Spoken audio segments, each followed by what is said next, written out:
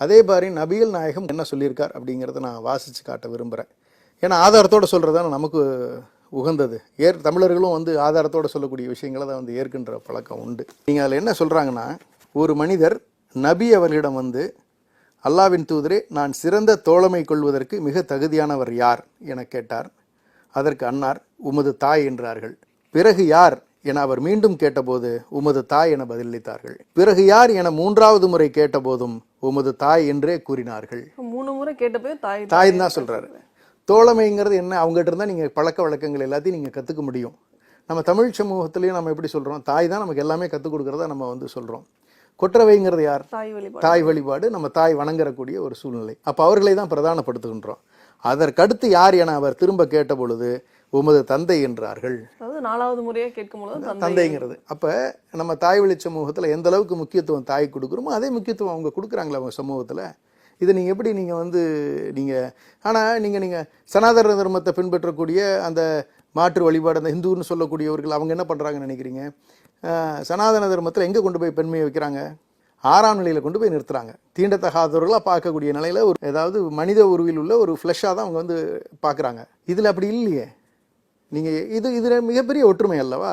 நம்ம தமிழ் சமூகத்துக்கும் இதுக்கும் இருக்கக்கூடிய ஒற்றுமையாக நான் பார்க்குறேன். இது ஒன்று மட்டும் இல்லை, இன்னொன்று நீங்கள் அடுத்து நீங்கள் பார்க்கணும். கண்டிப்பாக பெண்ணுக்கு நம்ம வந்து சொத்துல பங்கு கொடுக்கணும்னு சொல்லி சட்டம் இப்போ இயற்றியிருக்காங்க ஒன்றிய அரசு.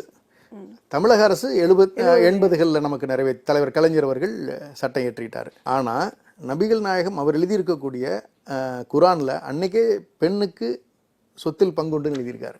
என்னைக்கு 623 அவர் எழுதப்பட்ட குரான் உருவாக்கப்பட்ட காலத்திலேயே பெண்ணுக்கு பங்குண்டு சொத்தில். அதே போல திருமணங்கள்லயும் அவங்க கிட்ட முறையான, அதுதான் நான் சொல்லிடுறேன். நான் ஆண்களுக்கு பெற்றோரும் உறவினரும் விட்டு சென்ற செல்வத்தில் ஆண்களுக்கு ஒரு பாகம் உண்டு, பெற்றோரும் உறவினரும் விட்டு சென்ற செல்வத்தில் பெண்களுக்கும் ஒரு பாகம் உண்டு.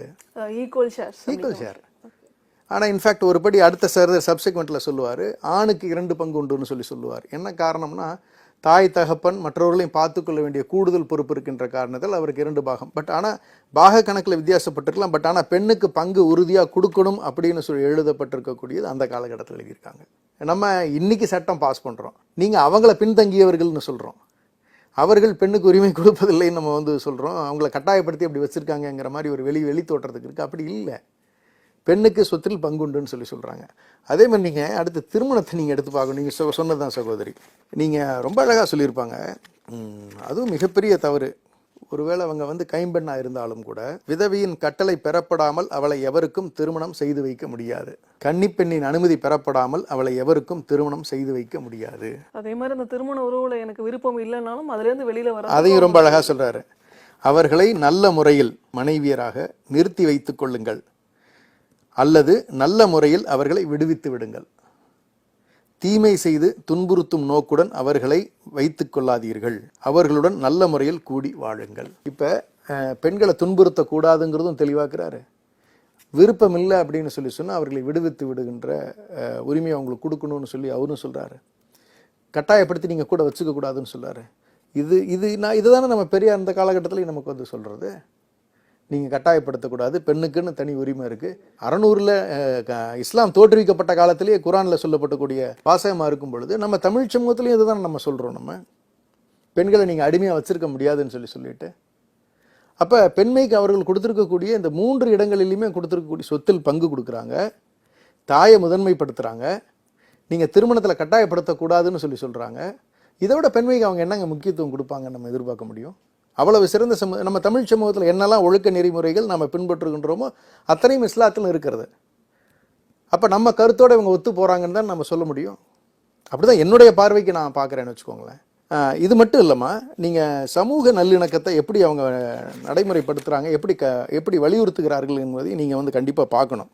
ஒவ்வொரு மனிதனுக்கும் ஒரு கௌரவம் உண்டு, பிறர் அதில் அத்துமீறக்கூடாது. எவரது கௌரவமும் எவரை விடவும் குறைந்ததல்ல, ஏனெனில் அனைவரும் சமமானவர்கள். சமூக நீதி எதோட பெட்டரா எப்படி மேடம் சொல்ல முடியும்? அனைவரும் சமமானவர்கள், அனைவரும் விசுவாசிகள். அல்லாவின் வழிகாட்டலின் மீதும் சட்ட வர்க்கத்தின் மீதும் கட்டமைத்த முஸ்லிம் சமூகத்தை சேர்ந்தவர்கள் இந்த உண்மையை உணர்த்துவதே இவ்வழிகாட்டலில் சுமந்திருக்கும் பெருமானமாகும். அந்த வகையிலேயே அனைவரது கௌரவத்தையும் இஸ்லாம் உத்தரவாதப்படுத்துகிறது, கண்ணியத்தை பாதுகாக்கிறது. அப்ப உயர்ந்தவன் தாழ்ந்தவன்கிறது இங்க இல்லவே இல்லையா அவங்க சமூகத்துல? நாம் அதைத்தானே சொல்றோம். யாரையும் தாழ்த்தாதே யாருக்கும் தாழாதே அப்படிங்கிறது நம்மளோட தான். நம்ம சமூகமும் அப்படிதானே இருக்கு. அப்ப நீங்க கொண்டு வந்து புதுசா நீங்க என்ன நீங்க கேரளா ஸ்டோரிஸ்னு படத்துல நீங்க என்ன சொல்ல வர்றீங்க? நீங்க அதுல சொல்ல வர நீங்க அர்த்தத்துக்கும் இதுக்கும் எவ்வளவு பெரிய வித்தியாசம் இருக்கு பாத்தீங்களா? நீங்க மத மாற்றத்தை அங்க கம்பல் பண்ற மாதிரி சொல்றீங்க. அதாவது சனாதன தர்மத்தை நாமளே தான் குற்றம் சொல்றோமே, தப்புன்னு தானே நம்மளும் சொல்றோம். அதை நீங்க ஒப்பிட்டு பேசுனீங்கன்னு சொன்னா அர்த்தமே கிடையாது. நாமளே ஒத்துக்காத விஷயத்த தமிழர்கள் ஒத்துக்கவே மாட்டாங்க எந்த காலகட்டத்திலையுமே. அப்ப நான் சொல்றது என்னன்னா, தமிழ் சமூகத்துக்கும் இஸ்லாத்துக்கும் வாழ்வியல் முறையில் நிறைய ஒற்றுமைகள் உள்ளது அப்படிங்கிறத ஸ்ட்ராங்கா நான் பதிவு பண்ண விரும்புறேன். நீங்க நேர்மைக்கு ஒரு ஒரு அழகான ஒரு எடுத்துக்காட்டு அவங்க அடுத்து சொல்றாங்க. எவர் நேர்வழி பெறுகிறாரோ அது அவருக்கே பயனளிக்கும், எவர் வழி பிறழ்கிறாரோ அதன் தீமையும் அவருக்கே, நீங்கள் அவர்களுக்கு பொறுப்பானவர் அல்லன்னு அவரை நபிகளை பார்த்து சொல்றாங்க. நபிகள் சொல்றாரு இன்னொருத்தரை பார்த்து. எப்படின்னா, நீங்க தப்பு பண்ணவங்க தான் அதனுடைய பலனை ஏத்துக்கணும், நல்லது செஞ்சவங்க அந்த பலனை அவங்க நல்லவங்களுக்கு வந்துடும்.